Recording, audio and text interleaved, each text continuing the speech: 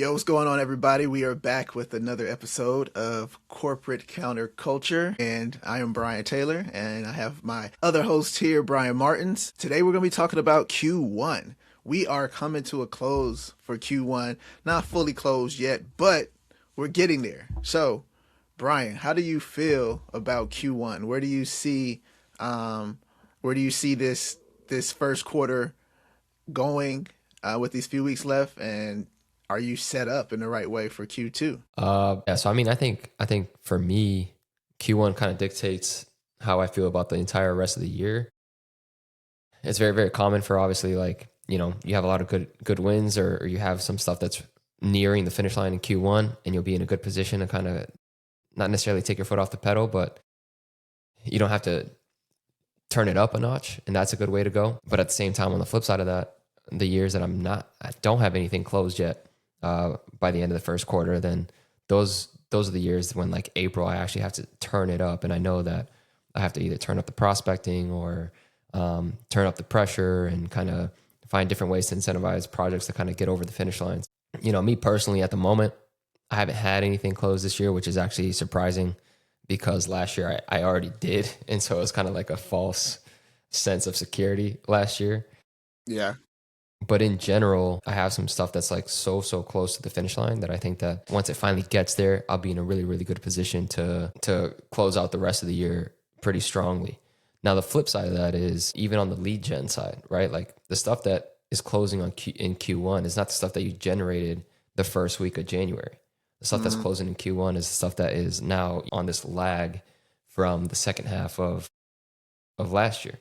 So True. you can't necessarily take your foot off the gas in the front end or the top of the funnel stuff, right? So I'm still pushing really hard, prospecting and stuff like that. Still kind of trying to stick to plan and trying to stick to what I set out to do at the beginning of the year. We talked about kind of like some door-to-door stuff. So that's kind of where I'm at. That's how I look at it.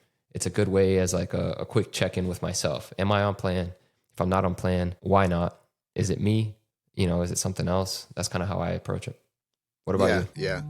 Man, so for me, I think I'm in the same boat. I hate not closing anything in Q1. Traditionally, that has been my mode of success. I'm one of those people that stack the deck in Q1, and I don't care if you think I hit a bust the rest of the year. I want a guaranteed success for hitting quota. And so for me, yeah, if I could get the bulk of the work done, if not all of it done in Q1, Q2, then I'm an absolute happy person because after that is all offense. But right now, where I'm at is I have some things close, but then you have to kind of play defense a little bit more when you're not as far out as you set to be. So for me, yeah, I'm playing defense a lot more right now, which means for me, defense is prospecting.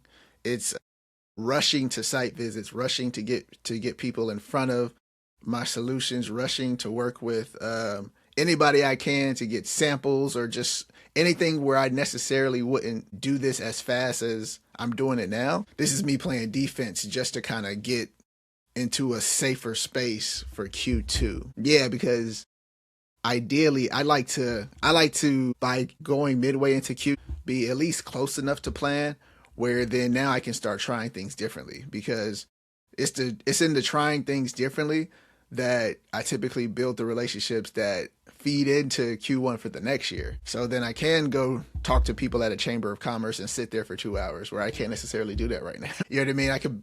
I can build those wacky relationships that don't necessarily make sense when you're chasing quota, but if you're close to quota and you're doing something different, they do make sense because you're just expanding your network. So right now I'm just in defense, which is hustle mode, which is extreme prospecting, and dotting my I's, crossing all my T's, try to drag the few I have across the line. And that's the tough part because I don't like depending on any one win to come through. I like to have a few at a time. So yeah, this is an interesting point.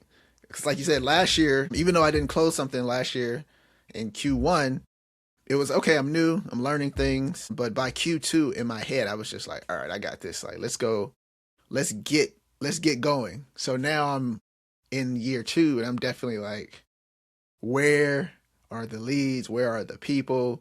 Let's close these Where deals. y'all hiding? Where are y'all hiding? Like, what is taking y'all so long to understand the value of what I'm presenting and how much you need it, right? And of course, you can always adjust your pitch and things like that. But no, no, no. I'm just like, yo, where are y'all hiding? I really have to dig deep and find more leads and more prospects. So that's where I'm at, man. That's where I'm at.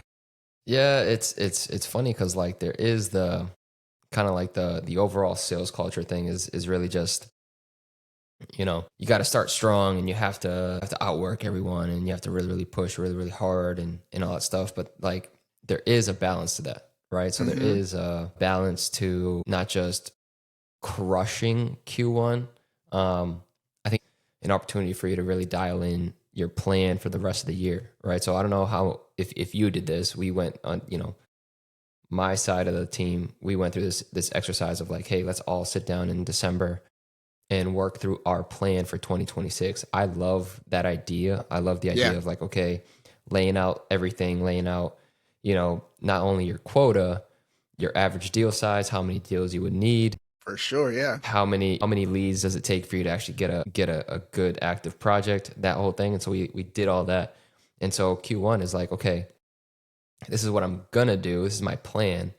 Have I been able to stick to that? And so it's not necessarily just like in my mind, I'm not in a position where I'm just like, man, I want to close my entire year. I would love to, trust me, Mm-hmm. I would love to, but I'm really, really just looking at it like, okay, I said like even now, right? Like we're I can look back on January and be like, yeah, I thought I was going to do so much more than I actually Yeah. did. And I can look back into February and be like, I'm still not where I want to be. So I really have to kind of keep up on the prospecting and things like that. So there's using this quarter as closing out stuff from last year, but also like making sure that I'm sticking to plan and I'm not falling back on what I said I was going to do. I think that's the biggest value add for sure. Yeah. You don't want to let this turn into like panic. And if it Yeah. Yeah. starts to slip beyond this, if you wait too long to check against your plan, then it starts to slide into For panic, and then now sure. you're in trouble. Now you're getting desperate. Dude. So that's interesting you say that because that's where, so I have two modes, right? So first two quarters, I operate from extreme lack. Like I force myself to go into what would you do if you didn't think this was going to happen? Like if you were about to get fired if you didn't prove yourself. I go into like that weird psychotic Mm-hmm. mode. And so I same thing. I have the plan like you do, but then I also like update leadership on this is where I'm at in the plan and this is where it's not happening. Like Yeah. what can we do to make this happen? That's where I was telling you, like, technically we need 4x of these leads by this Mm-hmm. time so that by this time this falls through. And so I go from extreme lack, extreme panic, and then by the end of Q2, regardless of what's happening, I'm in overflow mode. I'm in Tony Robbins, Les Brown. I'm in La La Land because whatever I did in the first two quarters, once I get to Q3, it's like the universe will have to align to make the rest of this take care of itself True. in these next 4 to 5 months. But no, the planning is important. I think that it's the only way to survive as a salesperson because case in point, I'll give you an example. So I'm super planned, right? Matter of fact, and this is how much I'm planned, but also just realizing sometimes you have to go a little bit wider in your approach. I called my boss about my plan and about two accounts where I needed some things pushed through faster. It Yeah. sparked in him an idea for another account, and he asked me, "Oh, how much was that?" I was like, "Bro, I don't know because I'm focusing on these two right now. I could pull it up and answer him, but in my head, I was just like, I don't know." I tried to barrel through to get my two things done, but in my head, I should have said, "Oh, I should have all of this. I should go through all of my opportunities and speak to all of these in my head just in case this does come up again." But I didn't because I was in, yo, let me hurry up and get these two things done. So I got accomplished what I wanted to get accomplished, but it also let me know that in sticking to the plan, you have to still remember all of the plan all of the time. Because somebody may call you out on a part of the plan where you're not focused on right now. And it's not, and to be clear, he wasn't calling me out. He saw an opportunity to help me in a space where he could Yeah. help me. And I was like, well, shit, that's not what I want right now. This, this could get done today. Yes. That's next week. And lo and behold, he helped. We got all of it done, even the thing he thought he could help me on. So it worked out perfect, but it was just a reminder to me, like, yo, you have to know the entire plan all the time. You have to be able to like spit it out, not pull it up when someone asks or this and that. But Yeah, that's a good point though. You know what I mean? Like, because you get so caught up in the day to day, and that's the good thing yeah, about like having these incremental check-ins, right? So even if it is every Friday, every other Friday at the end of every month, what did I think I was going to accomplish? What did I not accomplish? That whole thing. Like, you got to have that with yourself. Now, dude, if you have that freedom, if you have that good relationship with your leader, as you probably should, then 100% he'll keep you honest, like your leader did with you. And that's important. 100% is important. for sure, for sure, for sure. But you shouldn't wait on the other person. You know what I mean? Yeah, Like, absolutely. you should be kind of checking back in with your, kind of think of it as like, you know, if you're in school or just fresh out of school, right? Like a syllabus, right? Like, you have your entire semester planned out. You know what needs to get done and when. So just make sure that you're sticking to that. Yeah, And the earlier you stick to that, as opposed to kind of letting it slip and slip and slip, the more time you have to adjust for it. Now, if you like, based on our sales cycle, the industry that we're in and what we sell, our sales cycle is easily 6 months plus. easy. Easy.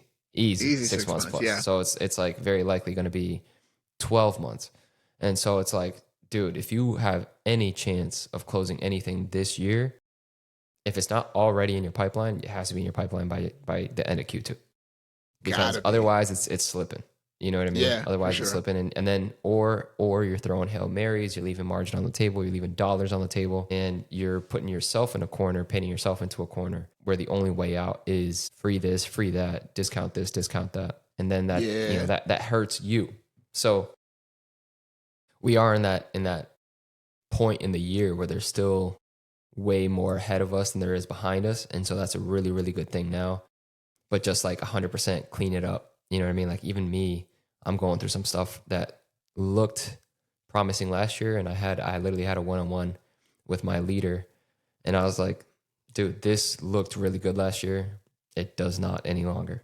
You know, I was like, I think we hit yeah, a wall.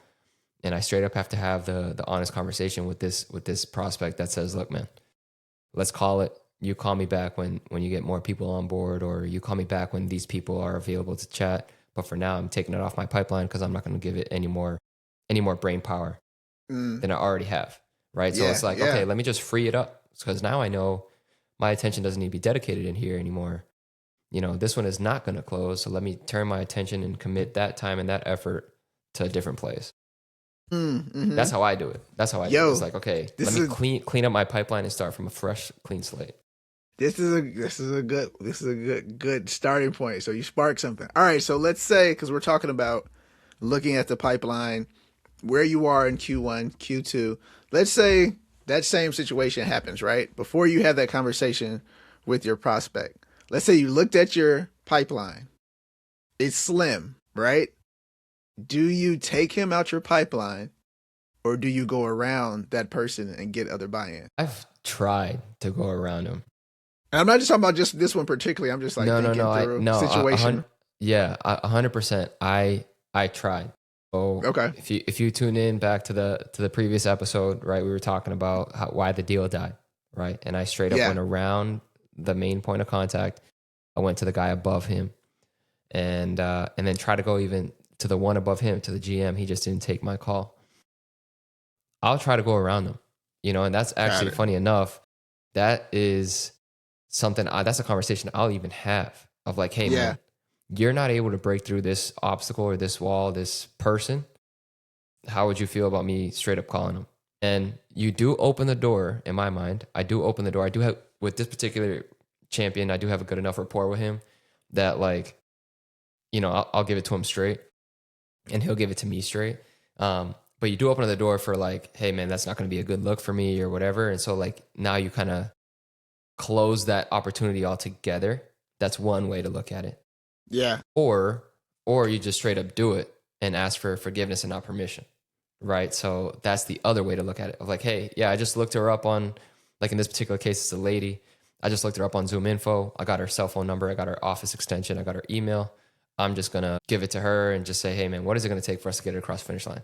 Could make him look bad because she could just turn around and be like, why is this guy calling me if you're the one in charge of this project?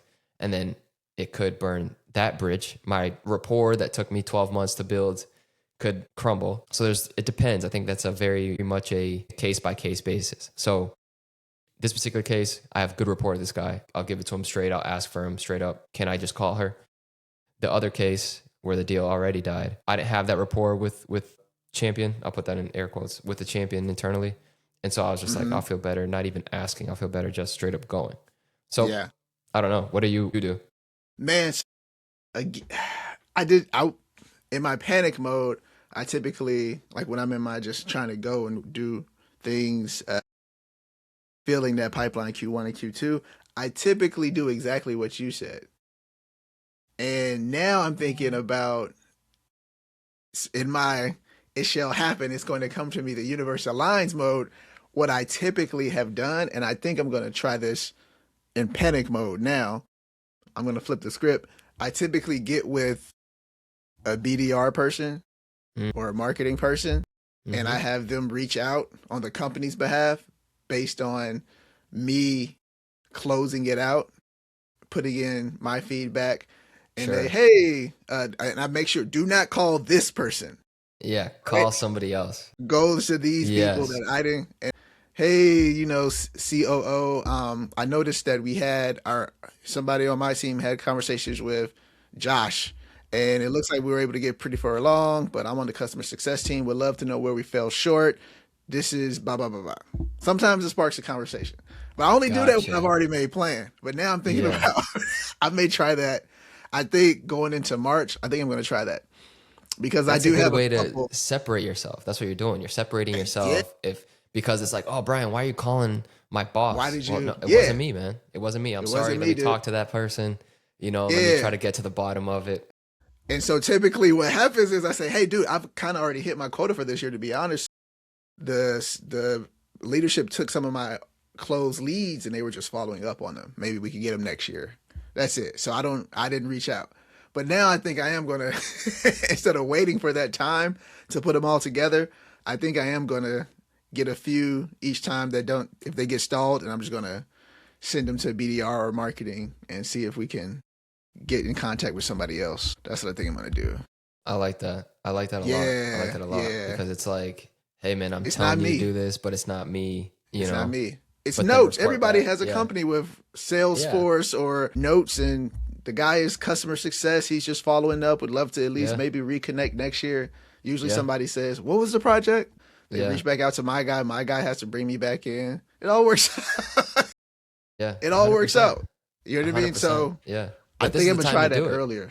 So I think I'm going to do it earlier. Yeah. Because you have more runway to be more creative.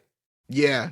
I usually do it into like that second half. So, hey, it's no rush because then it helps for my pipeline for next year because there's no pressure for the guys because we're going into a peak season or they're closed with all their initiatives for this year. No problem. But now it's on everybody's radar. Yeah. And I get everybody's attention. So I usually wait to that second half of the year. But since I'm not where I want to be, I think I may do it started in March just to kind of see what's going on. Yeah, I like that a lot. I like that a lot. And it's funny enough, man, because like even us talking through this, I'm like, I got a whole bunch of stuff, like talking to my leader and having this conversation. It was like perfect day, perfect morning for me to straight up be like, okay, I got to turn it up here, here, and here because I know. So like for me, family stuff, right? Like I know I'm going to be taking a few weeks off when baby comes. So like, I have to fill it up. Like I gotta really crank it up before that happens. And that's like clock is ticking. Yeah. That clock so in my mind, I'm like, dude, I gotta load up the front end of the year so that the end of the year is a little bit kind of pressures off a little bit. For sure. So there's also the ebbs and flows of business in general, because you got to factor that in, right? Like kids get out of school, people are on vacation. Dude, so usually July is very quiet. Terrible. August, very quiet. I hate it, bro. Yeah. So like that's 2 months where it's like, okay, a lot of admin work, a lot of that stuff. And it's just like, you have to learn how to look at the year as a whole and kind of plot out the same way you look at a map, right? You got to plot out your route and be like, okay, this is where I'm at. I made the right turn. I made the wrong turn. I got to come back around. I got to fix this. I got to fix that. That's how I do it, man. I mean, it's an analytical thing for me. Like I have a very analytical brain, and for me, most of like day to day stuff are problems to be solved, right? And so, how do I do that? And so I take it up into bite sized approaches. But I like your idea. I like your idea of disconnecting the follow up from like, oh, I'm just, annoying people to nope, it's a BDR thing. He was doing his own thing. Happened to be that it was more recent than it typically would have been. But I'll talk to him. Let me figure that out. Yeah, for sure. I love that. That's the best way. That's the way I've always done it. Is to all right, let's get somebody else to do it. Then I've tried. This is where I got. Here's the info. Here's where I got. Here's what we talked about.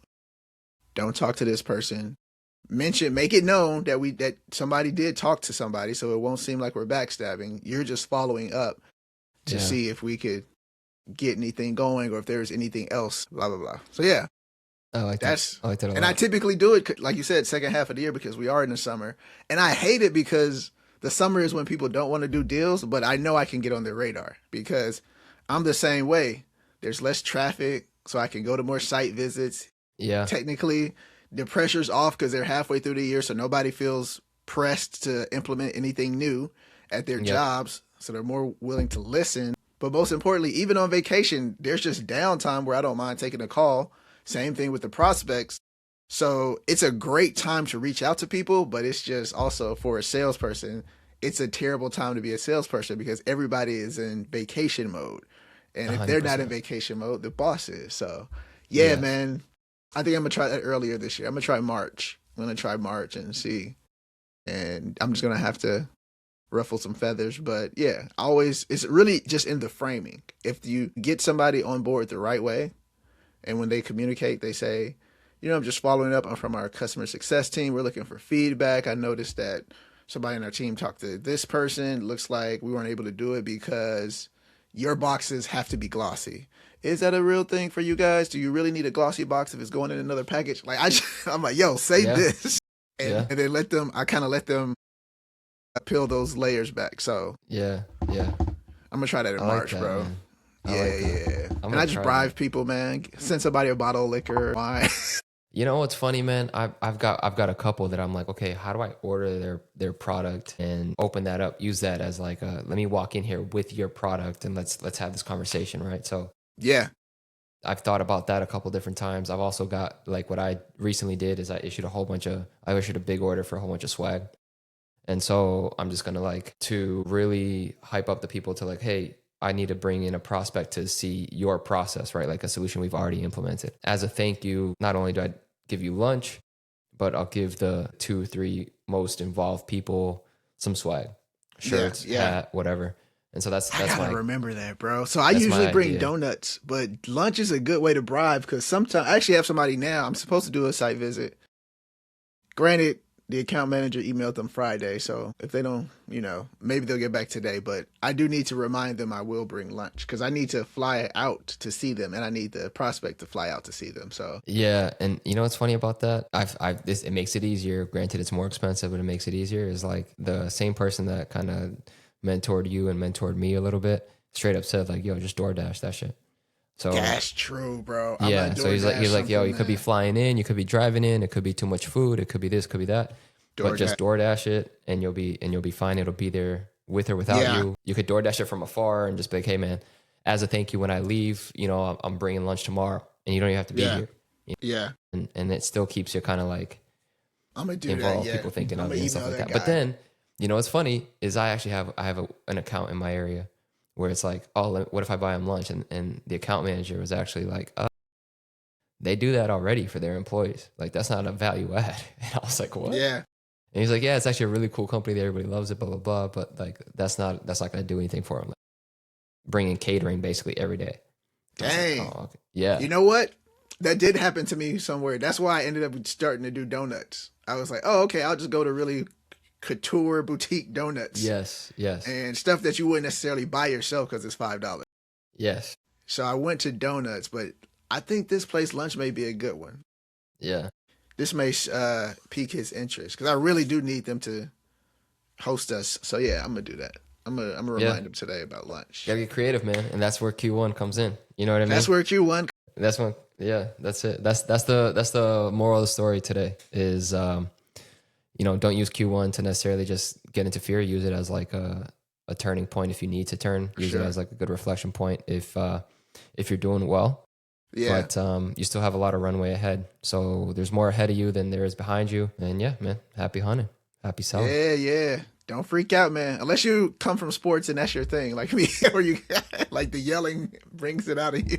But nah, let's do it, man. Next time we got to talk about some creative ways to get in these accounts. That's what we'll do. We'll kind of that'll be our thing next time. Yeah. Get All some right. ideas out there. Yeah, All right, y'all. yeah. Don't forget to follow, like, subscribe, whatever you got to do, whatever platform you're on. Yeah. Thank y'all Leave for some listening. comments. Yes, sir.